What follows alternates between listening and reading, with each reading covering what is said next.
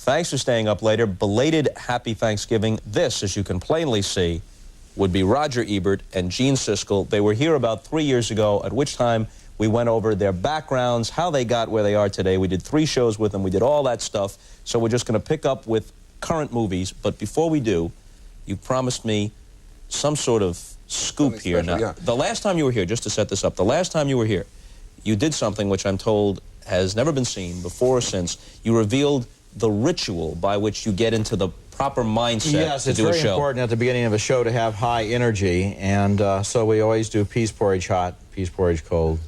We're very good at it. We can do it very quickly. Hey, a brief reprise just to remind those who might have missed it. I'm sure people haven't forgotten. They have 3 years ago. Roll that tape, will you? Peas porridge hot, peas porridge cold, peas porridge in the pot, 9 days old. Hey! Some like it. No, come on. Come on, you know we go all the way. Hot, some like it cold, some like it in the pot, 9 days old. Mom likes it hot, Dad likes it cold. I like it in the pot, 9 days old. Hey. Hey! Okay, now we're out of the clip.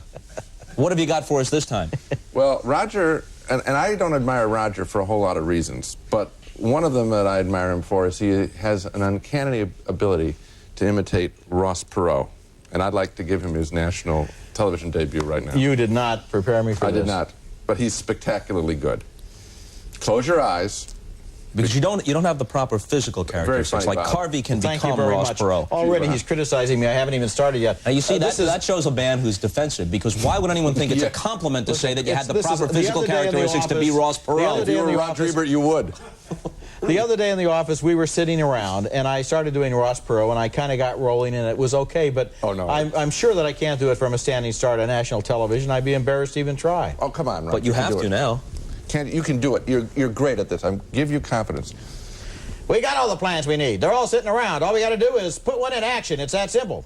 You need somebody who's had some experience in hiring and firing, somebody who knows how to run a company and how to keep a balance, keep the books balanced.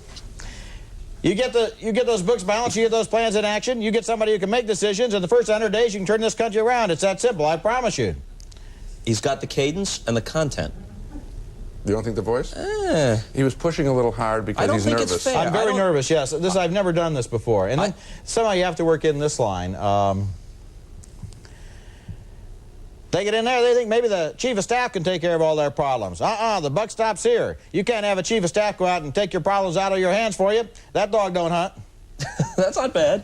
But you see, you put your man on the spot. I know here. that. But I'm that's proud very of him. embarrassing. Yes, you ought to see him do his imitations. He doesn't do any. It's a very extraordinarily good day in the life of Gene Siskel when he can sound like himself. You know, actually, people say I imitate very well. I'm a smarter film critic than you every single week of the show. Isn't that strange? And who would that be? You see, now we start Anybody that I've ever met? I doubt it. We start out on this contentious, adversarial note. It keeps us young. Why did you book us if you didn't want that? People are sitting by the hearth. Incidentally, I hope They've just finished their Thanksgiving dinner. They're all nervous. I just realized what has happened here. What? He has set me up to fail, which I just did, and to look foolish before you even have asked a single question of either one of us. Already, he's there. He's, look at him, Mr. In the guise Moderator. of Mr. being- Moderator, in the he's guise taking of- over the show. He's in the middle. He's not on one side. He's in the middle. True. You and I are both guests. He's told you what to ask me. He's told me what to do. He told you what you thought of it. It's very insidious the way he works. Have you guys ever interviewed each other? Never. If you were allowed Yeah. one question, truth serum's been passed out, and you're each allowed one question of the other, which question would you ask him? I would ask, because I'd ask this of most people. I think it's a very illuminating question. I would ask, what are you most afraid of as a human being? And your answer would be?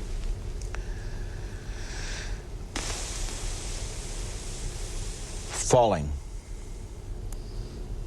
Falling literally or figuratively? Falling through the air from a high place to a low place. It's my worst dreams involve that. And in my dreams, as I go down, I always have time enough to think to myself that I put myself in the position where I fell. In some cases, I think to myself, you climbed all the way up the mountain. You went to all that work just so you could fall. Or you had to stand next to the window, or next to the ledge, or next to the airplane door, and I'm falling. And I have time enough to think. That's the worst of it, see? And it's been a recurring nightmare ever since I was a little boy. Not uncommon, by the way. but really terrifying. I mean, I don't like to stand next to drop-offs and things. You know what they say? It's not a thrill for me to stand at the edge and look down at Niagara Falls. I let somebody else take pictures, and I can look at them back at the hotel. What they say is that the fear of falling sometimes is a fear of jumping. That I feel that some uncontrollable urge will cause me to jump, even though I don't want to. Or that some part of you feels that you deserve to die. Well, I'm sure that some part of all of us feels Nice that. holiday fare, huh, folks? Who cut the toiki? I'm sure they all have that kind of, I wonder what I would ask Gene. Well, it's your turn. Truth serum. He's going to give you a truthful answer. He's going to give One me a truthful question. answer. The problem is his question was really a very good one. See, we're even competitive about that. Yeah. And that's annoying to him, you can tell. Okay, I'll ask a question. Go ahead. What do you envy the most about me? Unbelievable. Unbelievable. I knew it was going to be something like that. A very intelligently worded question, too, Yeah. because it presupposes that there's actually a long list, Yes. and you've been asked That's only right. to cite the most. We don't have time for the entire list. You know what I love about that question is, Other than and I the will answer. answer it, Okay. and I will answer it, but the answer won't be as interesting as this. Speak for yourself. It's your answer. Yeah, is that what that question reveals about Roger is something I've always suspected, which is he is really not interested in me at all, and is interested far more in himself. And so Bob, that is the truth. I feel that right here you have one-stop, full-service film criticism. I can give you any answer that you require involving a film, new or old. We really don't need him in order to completely satisfy. So you view him as your foil? It's very difficult because, you know, we've been on the air now 17 years, and over that period of time, I've reluctantly come to conclude that I wouldn't have had the same measure of success without Gene. That, in fact, even though both of us have gone through our entire careers feeling that the other person was essentially unnecessary, and the only thing incomplete about what Gene just said was that he feels I'm as unnecessary as I feel he does. Not true. You don't? No. Well, that's true. Then No, you're I very think perceptive because I am more necessary than you. No. I answered your question honestly in that, what do I envy of you? I've said this many times. I think you're a marvelous writer. And I think that Roger, my reviews are more written in news fashion, like a reporter going to a fire. Here's the most important thing that I felt about the movie, and bang, here it is, and here's supporting evidence, and I'm out of here, that kind of approach. Right. Roger is more of an essayist, and I envy that because it's a real skill. And in the city of Chicago, and I would think nationwide, because it's column syndicated, I think he's very highly regarded as a pure writer, and I think that's great. Since that is the case, how frustrating is it to you that you are, by many multiples, better known for your television work and for stuff that has to be in capsule form than for the more scholarly things you write? Well, I feel that my reviews are widely enough read to give me a certain amount of satisfaction, and I feel I would be a fool not to think that I was very fortunate to be part of Siskel and Ebert, to tell you the truth. It's been a very good thing for both of us, and we've enjoyed it, and it is fun. We taped a show yesterday. We enjoyed taping it. And as far as that goes, I'll even tell you what I envy the most about Gene, apart from extremely personal things like his daughters, which is, you know, something that everybody would like to have, two beautiful young daughters. Thank you. Like Gene's. But he always seems I noticed you gazed at your wedding ring Yes, as you well, made that comment. No, I was counting my fingers. I still have the 5 that I started with. You never know when you come to NBC. Fear of losing fingers is the second fear. Yeah, fear of losing fingers. I was going to say that would concern me more than a fear of falling. It's very difficult for me to put this into words, but Gene will know what I mean. Gene always seems to have the inside information, the inside track. He's always got it figured out. He's always there ahead of everyone else. You tell him, you can never surprise him. You give him a piece of information that you think is hot off the presses, he will already have something that outdates that. Well, that supports his Reporting. description of himself, that he's the reporter and you're the He always essayist. seems to be on the phone with somebody finding out something that I don't know and that I'll never know. Yeah, I feel that basically he goes through life much better informed about all of this stuff, most of which is probably completely inconsequential, than I do. So you've just given the lie to your own assessment, that you're the one-stop film criticism, sort of the photomat of of film criticism because he brings... I sit in a little cart, I sit in a little hut in a shopping center, and you drive up, and I give you my review. Just wear a blue suit and a yellow hat. And listen, when you return an old review, you get a new review. Please, fellas, 1 point. It's not a little hut. But obviously, you each bring something to the mix. Yes, we do. Yeah, we do. I think reporter essayist is a very good thing, and I think that we get under each other's nerves because of those skills that we envy. I think you did a real good job getting that out here, and it is a real pleasure to do the show. I think we do real film criticism on the show. I don't think you have to apologize for it being in the TV form or encapsulated. I think that people obviously find it of value, or we would have been long gone. I think, and you would know this very well, in syndicated television for a half-hour, once-a-week show, to have run 17 years is in syndication, and 10 years in syndication, is very hard to accomplish. Consenting adults is the kind of picture that makes the claim against Hollywood lacking family values seem entirely appropriate. Oh, come on, Gene. I hope you're not... I'm not turning, Roger. Turn into some kind of... I'm not going to turn into Roger, and I will like this is a good movie. This is a good thriller. It's well put together. The characters do have humor. The entire movie is a comedy. I don't see how you missed that. I didn't laugh. The movie has values that we either agree with or don't agree with, and that's what it's about. Just trying to... Not some censorship at the factory gate. I'm not trying to censor it. The new Nissan Altima comes equipped with liquid-filled engine mounts that significantly reduce vibration and engine noise. Haven't I seen this before? And while you've seen a demonstration like this done for a luxury car before... I thought so. You've never seen it done for one that starts at $13,000. That's refreshing. The new Nissan Altima. It's time to expect more from a car. Did you worry about perming your hair? About damage? Frizzies? You don't have to worry with Lilt for total condition. A whole new kind of perm, with conditioners built in every step of the way to help prevent frizzies. And it shuts itself off so you can't overdo it. New Lilt for total condition, the worry-free perm. Now, would you ever consider using another perm? Didn't think so. You stayed up late watching Rage of the Zombie. Now you feel like one. Vince, you awake? Better revive with Vivarin. Vivarin's safe as coffee and really helps keep you going. I got it. Revive with Vivarin. The Remington microscreen shaves as close as a blade or your money back. 2 flexible screens let you shave whiskers below skin level. It's quick, smooth, comfortable. A great value. The Remington microscreen. We're reliving the glory of our Olympians on the next Maury Povich Show. Right when I landed, first thing I said was, oh my God. With Olympic Athletes of the Year, gold-winning gymnast Trent Demas and swimming silver medalist Pablo Morales, plus one of gymnastics' greatest hopefuls, Kim Zmeskal. And I walked off, I was trying to think to myself, did I fall? Our Olympic heroes share the magic one more time on the next Maury Povich Show. Tomorrow at 4, here on WJAR, Channel 10. What's the most disturbing trend in films today? The televisionization of feature films.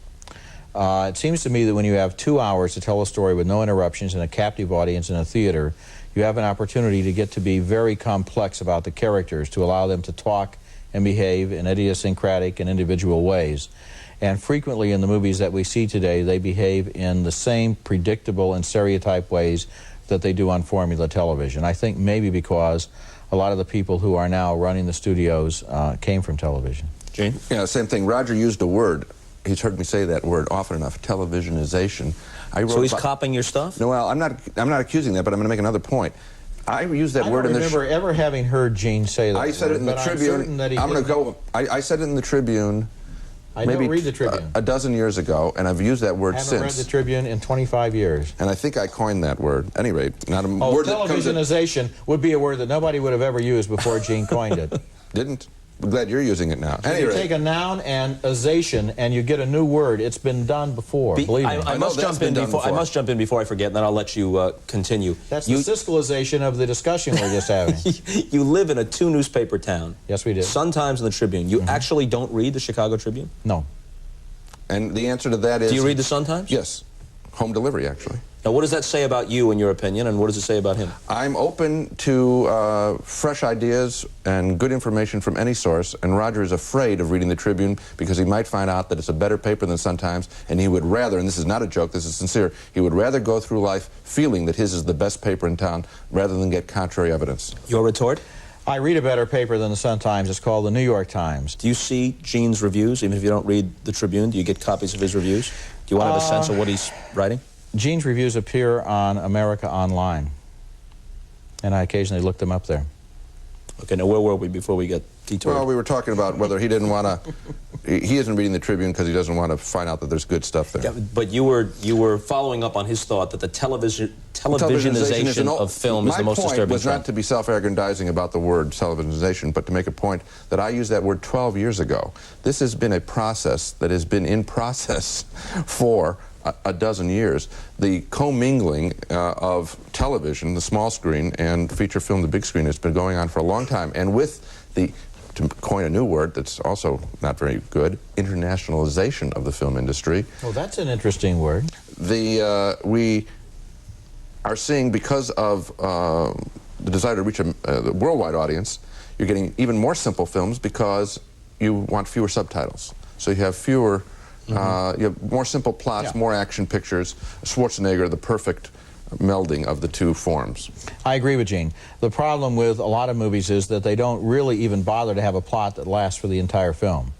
It's so refreshing in a film, for example, that we both like One False Move, that the plot continues to develop and grow more interesting and more complicated and more surprising right up to the last shot in the movie, instead of simply, as so many films do, going on to automatic pilot in the last half hour with a shootout or a chase or something that avoids the problem of dealing with the personalities of the characters in the movie. Now, films don't have to be literary. I mean, by definition, film can be pure imagery. But in the narrative film, which dominates the American film industry, we are clearly living in the effects and seeing the effects of a post-literate society. People are not reading, they're not writing as well, and we see it with films. We used to say very often, we will say there's no third act. Now we're frequently finding there's no second act. Mom sent pictures. You're as big as a house. Oh, you should see me. Moments like this were made for Gold MasterCard. With the added credit you've earned. It's a long drive, and you'll need the map. Plus, no card is more welcomed. At home or abroad. Oh, Lori, I can't believe it. How in the world? Gold MasterCard, the best gold card to master the moment. What's ruby red, easily stashed away, and makes you look good fast? Guess again, it's the Dirt Devil Broom Vac. Its powerful revolving brush tackles the toughest messes, and it's small enough to fit anywhere. So get the Dirt Devil Broom Vac and spruce up. From Hollywood Pictures, he's wild. He's crazy. And he's back. Must have had a heart attack. Eddie Murphy is coming to Congress. Nurse! The Distinguished Gentleman, rated R. Starts Friday, December 4th. Who done it? You're under oath. Who killed the man for his money? I'm curious, Della. Who done it? Personally, I suspect me. Who's covering up? Why the deception? And what does all the evidence point to? Della Street. His closest friend, his toughest case. We do not have one concrete bit of evidence on Della's behalf. Who done it? Perry Mason returns. Perry Mason returns Sunday night at 7 here on Channel 10. It's our most celebrated show of the year. I can't believe it. I'm overwhelmed. We're making dreams come true for moms all over America. And if you thought our first Mom's Dream Come True show was special, just wait till you see this. We want you to have the vacation of your life, okay? You're going on a one-week trip. Yes. The tradition continues with our second annual Mom's Dream Come True show. On live. Tomorrow morning at 9, here on WJAR Channel 10. What's the worst it ever got? Did you guys ever continue it so that you were at one another's throats when the taping this is interesting. We just discovered this because somebody asked us this question. Now, oddly enough, we drop it. We drop the film-related controversies. The personal ones have a life of years. What's his most annoying trait? You saw it here. When he answered the question, rather than show interest in me, he showed a much greater interest in himself. And that bothers me. It bothers me two Which one ways. are you talking about? When you asked the question, he asked, he asked me a question. You asked a question that would accrue to you. Remember that? When you said, what do you envy about me? See, because I do respect him, I do like him, and therefore I would think, you know, wouldn't he be really interested in me? Why would, you know, and therefore... Wouldn't you think, Bob, that after all these years as a critic, Gene would be perceptive enough to know that I wasn't really asking that question to accrue to myself, but I was actually using it as a competitive technique in order to, in the debating situation we're in here, to score a point? What's his most? I don't really care what he envies the most about me, but I felt that it would be a good question to ask in terms of our little fencing match here. I didn't think... And I'm surprised he didn't pick up on that. No, I think that's a reason given after the fact. I thought it was a very revealing question he asked. What's his most annoying trait? Most annoying trait? What he just did. Analyzing what I did and pointing out how it was wrong. He does that all the time. He is constantly... I finally tell him, just let me make the mistakes. Let me be the stupid, unsophisticated hick from Urbana. I know that I say the wrong... Because he's always telling me what I should have said, why I said the wrong thing, why my motives were wrong, why they were flawed, and so forth. He is always doing that. You think you're smarter than him? Different. He thinks he's smarter than me. Yes, you did. I answered different. I considered the question and said consider different. it long. That's right. I didn't have to, because I wouldn't answer yes to that question. Different skills. I think that you got a big difference out of it. I think we're both fairly smart and different. What do you eat at the movies? Dots. Dots. Love them. You know what's the bad thing about dots, though? Obviously. You can't tell in the dark of the movie theater where the red ones are, and the red ones are the best ones. Something about dots. Dots don't have a distinctive taste. If you're blindfolded, you can't tell one dot from another. Not true. But with Chuckles, you can. You can always tell the licorice from the strawberry, from the orange, from the green one. I eat Chuckles in this order. The red one first, the orange one second. Okay, now I'm fading, but I'll go to the green. The licorice is last. Absolutely. I'll go to the green, I'll go to the other. The licorice one I don't really The yellow one, I to can't me, believe is a complete washout. It doesn't taste like I can't believe the mistakes that are being made here. Well, set us straight. I guess I do what he says. I'm going to correct you both. First of all, the red ones are not the best ones. The red ones are really, really sweet. I just ate some dots yesterday, so I'm... Now we're talking Chuckles. I'm going to get back to dots. There was a whole passage here I have to correct everyone. Okay. The dots. I would argue that if you would sensitize yourself to the orange dot, you will have a far better dining experience than the red dot. The red dot is juvenile. It is overloaded sweet. The orange dot has a little flavor to it. But you know what really the best are? Red Hots. Those aren't bad. Spicy cinnamon Red Hots. To get back to his mistake, you can't tell a licorice dot from a red dot or a green dot. I can. If you have somebody from this show go downstairs and buy some dots, bring them back up here and blindfold me, I will bet him $5 I will be able to tell you which color dot I'm eating. All right, now we are doing... You're talking about Chuckles you can't decide? Well, you just said dots. Whether you know this or not, whether you know this or not... Chuckles? Chuckles, I'll bet you $10. Whether you know this or not, we're doing a second show. Chuckles. We're doing a second show because we've used up almost all the time for this show. So in the second show, we're going to come up here with some Chuckles and with some dots. Okay. And we're going to put this to the test. You'll tell the red dots from the other dots. I'll tell any Chuckle. You name the Chuckle. I thought you said you couldn't. Check the tape. I thought you guys were arguing that you couldn't tell the difference between Chuckles and dots. I can tell the difference between... Of course you can. Between Chuckles and dots, they have a different shape. No. Here's the dots are like little thimbles, and the Chuckles are ribbed. Chuckles are ribbed, and they have little sprinklings of sugar. And when you were a kid, you ate one thing of Chuckle at a time. Remember? No, you suck off the...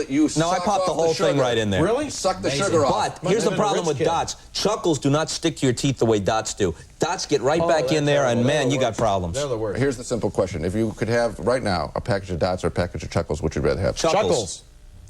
Ha ha! Ha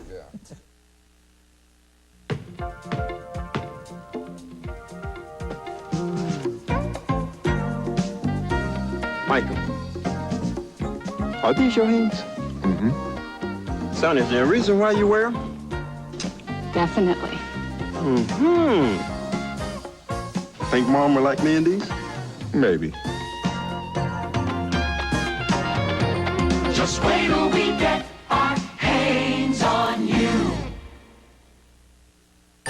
Sears Early opening sale means a head start on the best shopping day of the year. Tomorrow, Friday, from 8 to 10 a.m., all family athletic shoes are on sale.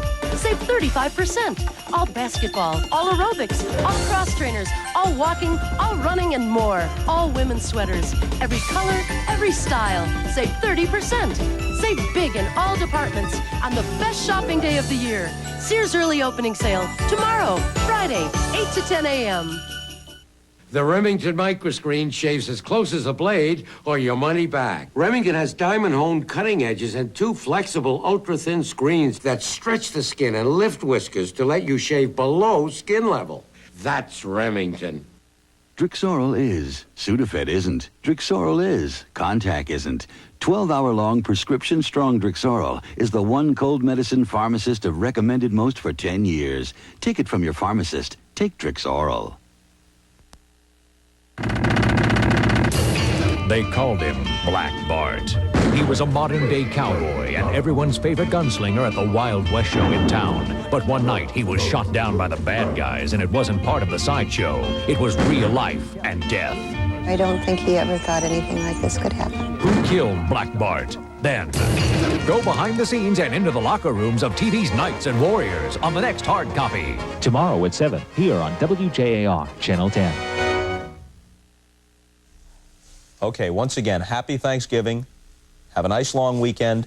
They're back here on Monday because we haven't talked about any specific films. We'll talk about specific films that are current on Monday. We'll also have the much-awaited Chuckles and Dot test, so you'll want to set your VCR for that. But since it is Thanksgiving, before we go, what is the biggest turkey of the season on the screen? Frozen Assets. No disagreement there? No. What's so bad about this? It's an amazingly bad movie. Punishingly stupid. Yes. This is a movie in which not only do the characters need to be stupid to be in the plot, but they have to be so stupid that they have to not be able to remember what they have just said, even earlier in the same sentence, in order for the end of the sentence to make any sense.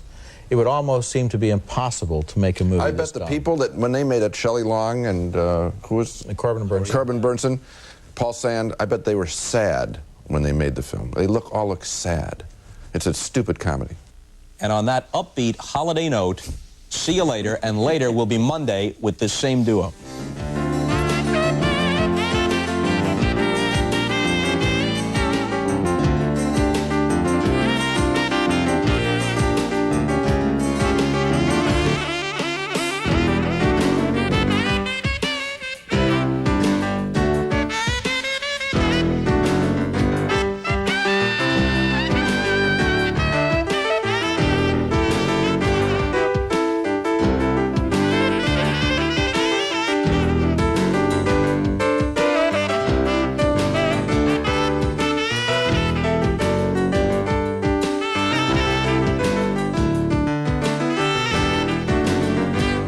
Mark 8. The best luxury car value on the market today. Pre-trade any Lincoln Mark 8 with only 24 monthly payments. Join over 8,000 satisfied pre-trade customers. Come visit Tasca today. Help Tasca win the challenge and help yourself to big savings. How many times have you depended on NyQuil to get you through all those colds, all those nights? Now the makers of NyQuil present the most complete non-drowsy cold medicine you can get. Introducing DayQuil Liquid Caps, the amazing liquid-filled capsules that have concentrated medicine to relieve your coughing, chest congestion, stuffy head, and fever with nothing to make you drowsy. Introducing Vicks DayQuil Liquid Caps. Non-drowsy relief beyond belief. I'm amazed. The new Nissan Altima comes equipped with liquid-filled engine mounts that significantly reduce vibration and engine noise. Haven't I seen this before? And while you've seen a demonstration like this done for a luxury car before... I thought so. You've never seen it done for one that starts at $13,000. That's refreshing. The new Nissan Altima. It's time to expect more from a car. Before this Oscar winner started making the big dough, he was rolling it. And before this actor-director ever saw a script, the only parts he got were on his clients' heads. Mr. Dan's hairdos could withstand a 40-knot wind. On the next Entertainment Tonight, hear how some of Hollywood's hottest went from working stiff to working actor. I made student films with deli money. Then his wife is the queen of prime time. But will Tom Arnold's new show make him the king? Get a sneak peek only on Entertainment Tonight. Tomorrow night at 7:30 here on WJAR, Channel 10. The Maury Povich Show, weekdays at 4, here on Channel 10. Well, how was your weekend, kids? Spent, I'm guessing, waiting for us to reprise our act of Thanksgiving night. Now, where were we when we left off with Siskel and Ebert? A couple of issues, burning issues, were left unresolved, and they pertained to movie house snacks, chuckles, and dots. Now, later in the show, Gene Siskel will prove what about dots? I will prove, Bob, that unlike Roger, I know that I can tell the difference blindfolded on what dot I'm chewing. All right, Roger accused dots of being so bland. All dots taste the same. And mealy-mouthed. And you and I, Bob, agreed that the candy that really does have a distinctive taste for each different color is the one you're holding in your hand right there. Chuckles. Now, our talent coordinator, Vicki Frank, who can explain this, had a package of Chuckles in her purse.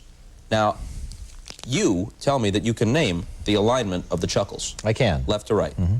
Are you holding it upright? I'm looking at it. Yes, I am. Whether you hold it upright or not would not matter left to right. It's red, yellow, black, orange, and green.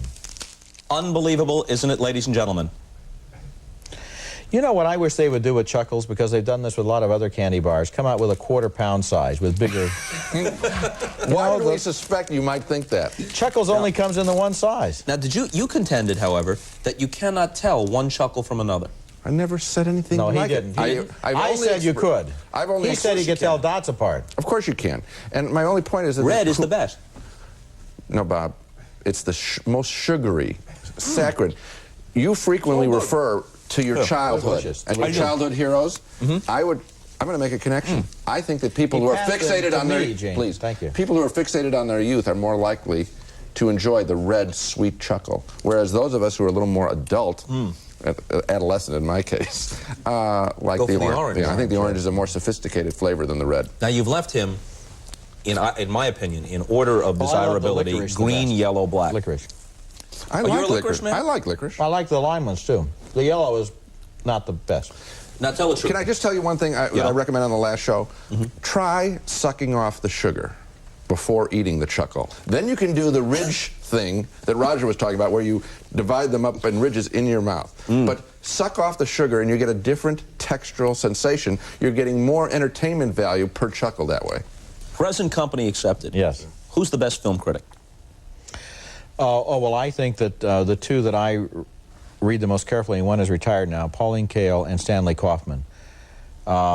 They had two very different assignments, because Kael always had as much space as she wanted in the New Yorker, and Kaufman is rigidly contained within a page and a half of the New Republic, and he gets more into that page and a half than most people can write at any length. We've talked about this question before, and we actually agree on that. You know, you look a little like Bill Mazeroski with wad of tobacco in there. Oh, he's still sucking off the sugar, I suppose. I've got it off. I had the sugar experience. Are you going through it one ridge at a time? This time I decided to slice straight through it. You know, on the horizontal. I don't know if Stanley Kaufman watches this show, but I think it's quite likely that a friend will call him up and say, Stanley, the good news is that Gene and Roger agreed that you're one of the best film critics in the world today, and the bad news is Gene was sucking the sugar off of a Chuckle at the time that he came up with this profound judgment. I also think, just another name that I really like, David Denby in New York Magazine, I think does a real good job, and I enjoy reading him. He's not afraid, and I tell you, that's a subject that doesn't get dealt with enough in terms of criticism. I know you don't think of film criticism as a job that requires courage. You know, firefighting is a little more bold in that regard. But within the confines of our little world, our arcane profession, having the guts to say that something that has a good buzz on it isn't good and that you didn't enjoy it does take guts, particularly when you have so much competition in the media these days, and there's a lot of pack thinking. And saying you didn't like a picture is not easy because you know you're going to, we're smart enough, we have our antenna out enough, you know you're going to go down the road alone. Some people just enjoy being contrary, though, right? I'm not talking about being contrary. I'm talking about saying, I didn't see it. I know what the prevailing wind is. I didn't see it. I didn't see it on the screen. I'm not doing it to stand out. I'm doing it because that's what I honestly believe. And I think Denby does that, and I like that. Okay, each of you give me one picture where you went completely against the prevailing tide. Well, believe it or not, I gave a negative review to Silence of the Lambs. Do you stand by it? Yeah. Why? I stand by it because that was my experience twice. I was so against the trend, obviously, and Academy Awards included, that I had to go back and see it again and say, you know, did I just blow it? And what happened to me was, as I was watching the film the first time, when they go down into the cavern, into the dungeon, if you will, and they get to the prison for the first encounter, I thought the movie was way overhyped. So that's the key to the whole film. Yeah, if that doesn't grab you, and put some terror into you, then the rest that follows doesn't matter. That's right. And I thought it was overloaded. I thought it was kind of not laughable technically. I didn't laugh at it, but I sort of chuckled, if you will. I thought the music was overcranked, and so I didn't buy it, and I didn't buy into the fantasy. Second time, I thought it was I know it's gothic. I thought it was purple, and I didn't buy it. Roger? There was one film that I'll mention, one that we both were against the tide on, and then I'll mention one of my own. Gene and I are often asked, do you sit through an entire movie? Do you ever walk out? And the answer is yes, we sit through the entire movie. Maybe once every 2 or 3 years, we find a movie so uninteresting that we essentially say, this is not worth looking at another frame of. Life is too short. Please turn off the projector. We won't review it. It's fewer than 1 or every 3. I'd say maybe once, Roger. Maybe 5 years. 2 or 3 times in our entire association. And we asked for the projector to be turned off while we were watching Mediterraneo, which went on to win the Academy Award as the best foreign film of the year. We both thought it was utterly without any interest whatsoever. You still think so, or did you go back and change your mind? There's an exhibitor in Chicago named Oscar Brotman who once gave me something called Brotman's Rule. He said, Roger, if nothing has happened at the end of the first reel, nothing is going to happen. In this case, nothing had happened in the first hour. I don't know what could have happened in the second hour. Okay, quickly, But apart from that, Casualties of War was a picture that everybody dumped on, and I liked it. The Brian De Palma picture with Sean Penn and Michael Fox. I thought Penn was particularly Roger, good in that isn't true. Pauline Kael, you just mentioned her name. Pauline Kael liked that film very much. There were a number of people who liked Casualty of the War. I like Casualty of the War. How about that wasn't the question, Gene. The question was, well, okay. You went against prevailing opinion, right? Wasn't that the question? I think prevailing opinion was down on Casualties of War, overwhelmingly. I don't think so. I was going to recommend he talk about Blue Velvet. Didn't like Blue Velvet either. And you did? Yeah, and most critics did. Or Stanley Kubrick's A Clockwork Orange. I have a feeling that in the case of Blue Velvet, my review has stood the test of time better than yours. Is he right? I don't think it's a film that people look back on with a great deal of respect, even though the first viewing sometimes did catch them off guard. No, I don't think he's right. I think that Blue Velvet really was a marvelous film. And the fact that David Lynch's last picture, Fire Walk with Me or whatever it was called, Twin Peaks, Fire Walk with Me, was not successful. What about Wild at Heart? I had a tough time with Wild at Heart. You were against the majority on that because you liked it. Yes, but marginally, it took me 3 viewings for me to figure out which way I was going to point my thumb. Lynch is such a gifted filmmaker who spends so much energy making films that are not worthy of his attention. He has to give up on the inside jokes and just go ahead and make a movie. He's a good director. From my inexpert perspective, I would tend to agree with that, and I think most of his films have bursts of brilliance. Yes, they have great scenes. Yes. I thought Wild at Heart had 20 great minutes in it, and not only was the rest unworthy, a lot of it was boring. A long stretch, and it came back together with the great scene at the end with Nicolas Cage, but a lot of it was boring in the middle. Give me a film you've been wrong about. A film that stood the test of time and you were wrong. Well, I think the most famous case, I'll give you 2. The first time I ever did it was a movie you probably are familiar with, Slapshot, by George Roy Hill with Paul Newman as a hockey coach, a minor league hockey coach in the East Coast. And I gave it 2.5 stars in the Tribune. And for some reason I went back to see it again and within a couple of weeks, and I knew I was wrong. I don't know why I blew that. And I've seen it many times. I think it's a wonderful working class comedy, a terrific film.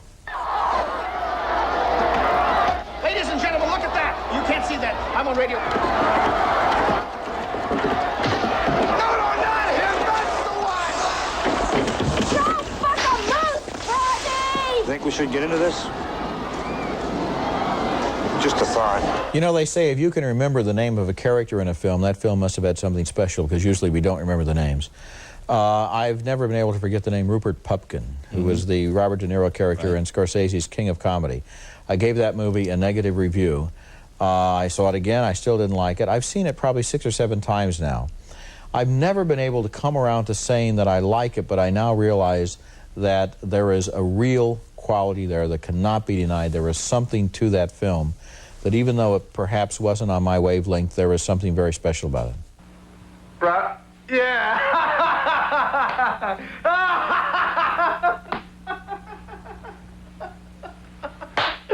Oh, Jerry, I love this guy. Always coming up with these great lines. I love him. I love him. He's wonderful. You're wonderful. I don't know what I'd do without you. One of these engines was filled with Castrol Syntec, a new synthetic oil. The rest with conventional oils. They were then drained and started without oil to prove a point. You see, Syntec's unique molecular structure bonds to engine parts. Lab tests show it leaves a layer of protection far stronger than conventional oil. And if Syntec protects this well now, imagine if you leave it in. Castrol Syntec protects in ways other oils can't. In just 45 seconds, this commercial will tell you about all the highly intelligent products from Magnavox. So that means that I have exactly 3.5 seconds to tell you about the ingenious Magnavox 27-inch TV with smart window, leaving me just 5.3 seconds to let you know how incredible this Magnavox CD radio cassette recorder sounds. Oh no, that leaves me only 4.2 seconds to tell you about the brilliant picture on this Magnavox 3-inch LCD TV. Excuse me, I've only got 6.1 seconds to tell you this Magnavox digital shelf system has a carousel CD changer. And I have 1 second to tell you, time is up. What do you mean time is up? What? We've been standing here for hours. Get my agent on the phone. Don't you know who I am? Who timed this commercial? The ingenious products from Magnavox. They're smart, very smart. With Recipe's all-purpose baking mix, you can turn out delicious new recipes almost as fast as we can turn them out. New from Martha White.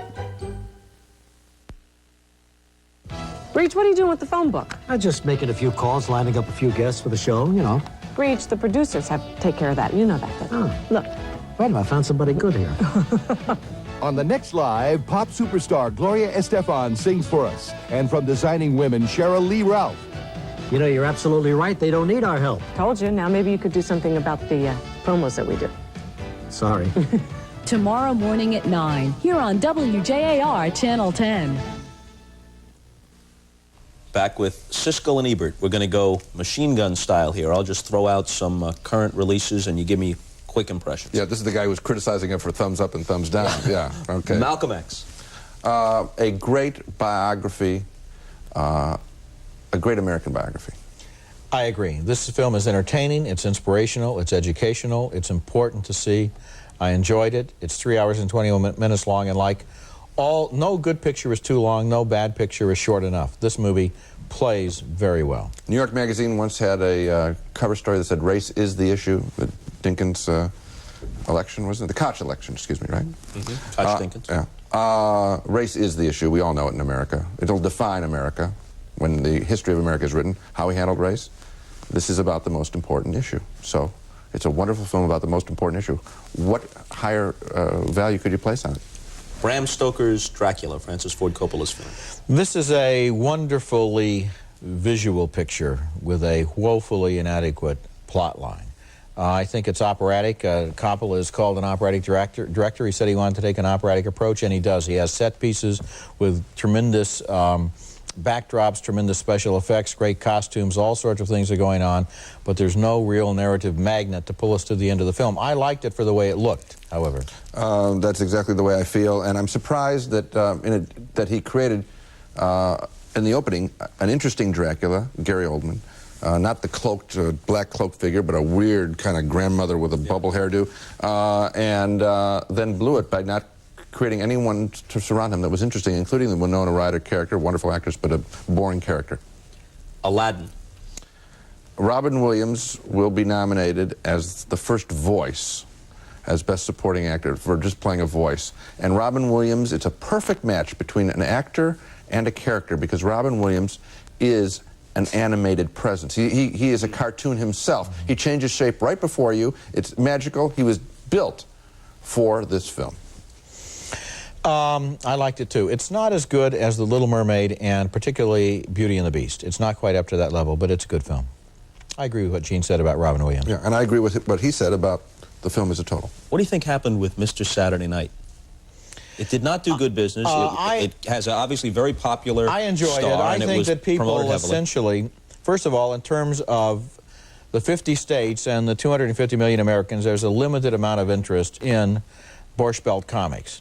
You would probably please more people if you made a movie about one who was funny than one who was not funny and who constantly said the wrong things and was basically an unpleasant character. See, but I thought he was funny in his own way. Well, in his own way, but I thought his persona was funny. I see.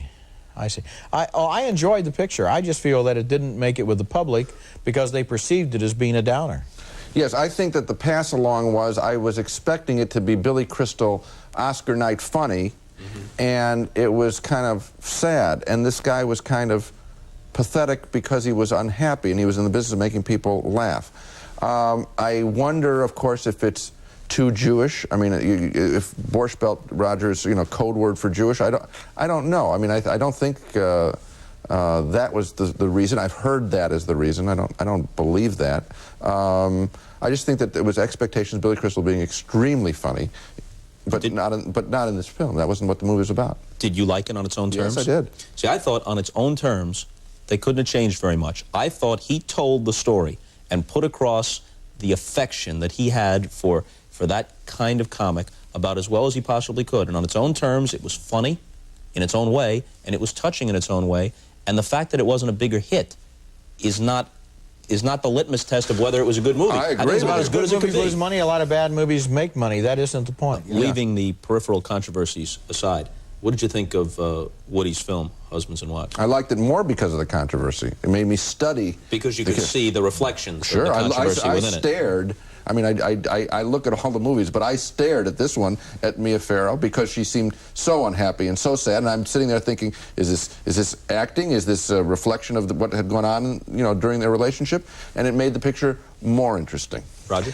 I'm basically in agreement with Gene here. One thing I observed about that picture that I noticed in a couple other pictures, Sidney Pollack, who is a well-known director, is a very good natural actor. He has an extremely easy presence on the screen. He had that great bit of business that he did in Tootsie. Yeah, as Dustin Hoffman's as the agent. Yeah. The thing that I haven't read about Husbands and Wives, and I don't know if I've emphasized it enough in my review, is I think whether Woody Allen intended it or not, he's made a very critical film in Husbands and Wives of his milieu. I mean, basically, these are not very nice people. They don't deserve, frankly, to be as unhappy as they are, and I think if you watch it, you know that, and there must have been something in the filmmaking that communicated that to me. I think he's being self-critical in the film, maybe more than he was given credit for. Let me just throw off the names of some films which, as we tape, have not been released, so I don't think you've seen... Probably not. And you haven't seen Chaplin or any advance on that, or Hoffa, or A Few Good Men? No. How about Bad Lieutenant? Why don't we talk about that one? That's coming out in the next week or two. That has Harvey Keitel in it in one of the greatest performances that he has ever given, and he is a great actor. And it has an NC-17 rating, so it will probably be limited in terms of the theaters it can play in.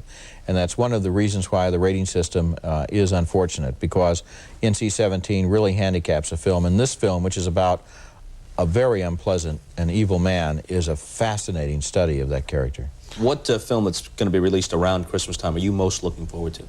Well, I'm a big Jack Nicholson fan, and I wish he would get back to playing guys like he played in the early 70s, which I thought were some of the most interesting men ever presented in movie history.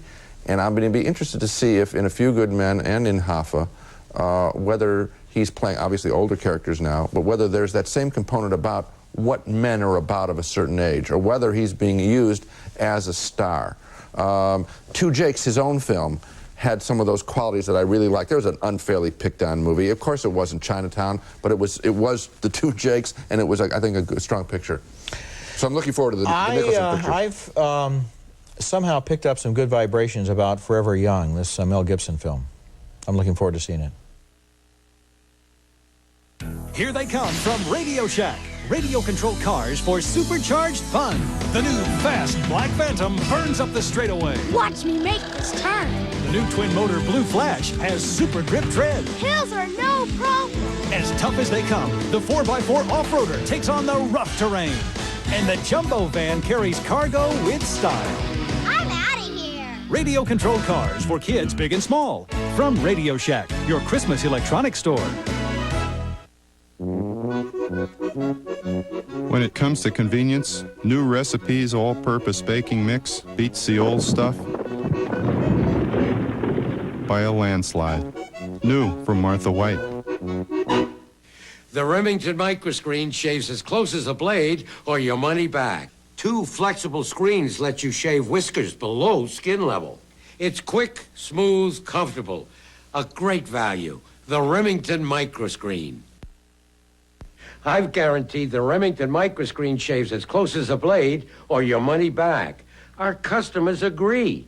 We surveyed over 100,000 new microscreen owners about the closeness of their previous shaving method, including blades. Remington shaves as close as a blade or your money back. And for overall shaving satisfaction, Remington was the clear winner. Remington has 120 diamond-honed cutting edges and 2 flexible ultra-thin screens. Look, the first screen shaves close and gently stretches the skin, lifting the whiskers so the second screen can actually shave below skin level. Quick, smooth, comfortable. The Remington microscreen shaves as close as a blade or your money back. Now you can get this exceptional value, made in USA Remington microscreen shaver for this low, low price. To order, call 1-800-423-9900 or send check or money order. My friends, the moment of truth. Roger Ebert has already passed the Chuckles test. We've gone next door to NBC to the Guild Theater to get some authentic, actual movie house dots. Now, it is Roger's contention that these are so generic that you can't tell a red one from a green one from an orange one. Gene Siskel vehemently disagrees. Now, don't let him look down his nose. Now, use your hand to As shield. you can plainly see, the man has been blindfolded. With one of your ties. Bob, I'd just like to say one thing to my daughters. Yeah. Girls, this is Daddy. He's okay. He's not being held captive by Bob and Roger. I'm doing this on my own. Okay. I'm not looking. I closed my eyes. Okay, now, don't let him look down his... Roger, I don't care what you do. I'll do it this way. Okay, good. Okay, do I have to place this as if I'm giving you communion? Yes, that's right, yes. You don't have to make the sign of the cross first, Bob. Okay, here we go. The moment of truth.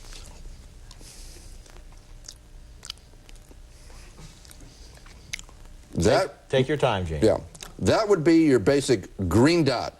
Ladies and gentlemen, he is 1 for 1, but scientifically, that has not fully convinced us. Here, do you want to... Gene, here, you want to... Cleanse your palate? A glass of water, here. Water after a dot? Cleanse your palate. He was right about the green. Champagne? He was right. He was right. He was correct. Right, yes.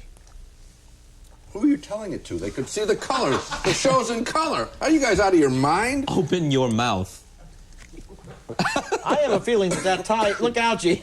And drop the water. The tie is probably transparent. They are the smallest cocktail tables here. The tie is probably transparent. I gotta get the green out, baby, because otherwise I'm gonna...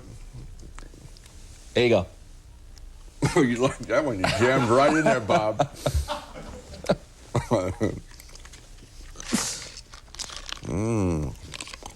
We're moving to the hotter color. This would be your basic orange dot. 2 for 2. Well, let's move right along. Mr. Ebert is sinking in the west. Here we go. Let me... The Dentists Association of America is the only people that are enjoying this show. Here. Look out, Gene. Look out. Get on with it, can we please? Yeah. Here you go. He's looking right down his nose. I swear to God. I swear to you. And the tie is probably transparent. I'm going to try the tie on and see how well you can see through it in a second now. I swear on my life. Okay. Here is what Bob, Mr. Saccharin, would like, the red dot. My God, he's absolutely right. positively 3 for 3, correct. that's it. And there remains but one test. What is it? A hot poker? Here. Go ahead. Ready? A cup. It's a cup. Oh, I'm sorry.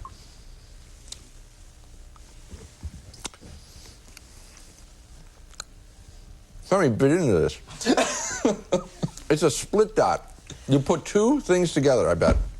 You are correct. And I swear I didn't look.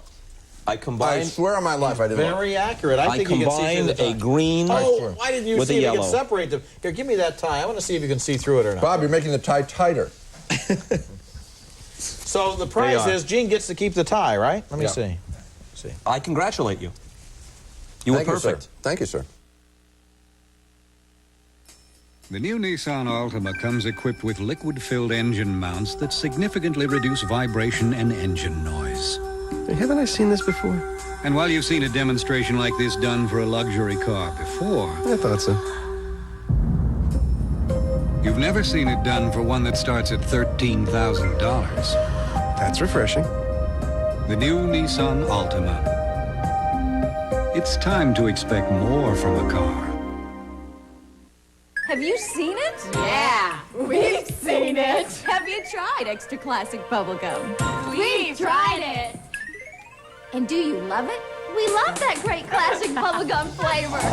Everyone's trying extra classic bubblegum with NutraSweet. Classic bubblegum flavor that lasts an extra long time. So if you still haven't tried it, you're missing a tremendous breakthrough. Get classic bubblegum flavor that lasts an extra long time. The Remington microscreen shaves as close as a blade or your money back. Remington has diamond-honed cutting edges and two flexible, ultra-thin screens that stretch the skin and lift whiskers to let you shave below skin level. That's Remington. When it comes to convenience, new recipes all-purpose baking mix beats the old stuff by a landslide. New from Martha White. All rise Isn't it nice to know divorce is so popular, it's even got its own TV show? as Vicky cross-examines the cast of Civil Wars, And you're sort of like comic relief, aren't you? I mean, aren't we good? accused of being too entertaining and containing sexy nude scenes. I didn't realize it would be such a big deal. Representing the defendants, real-life divorce lawyers Richard Golub and Marvin Mitchelson. It was a very dramatic case. You be the judge on the next Vicky. Tomorrow morning at 10, here on WJAR Channel 10. And as the grand prize for flawlessly identifying the dots, the man leaves with a brand new tie. Our thanks to both of you. It's been a real pleasure. Do I have to declare this as income tax? For income tax? It's pretty hard to evade it. You're right out here on TV. A legitimate quiz show. It's not payola under the table. Okay. See you later.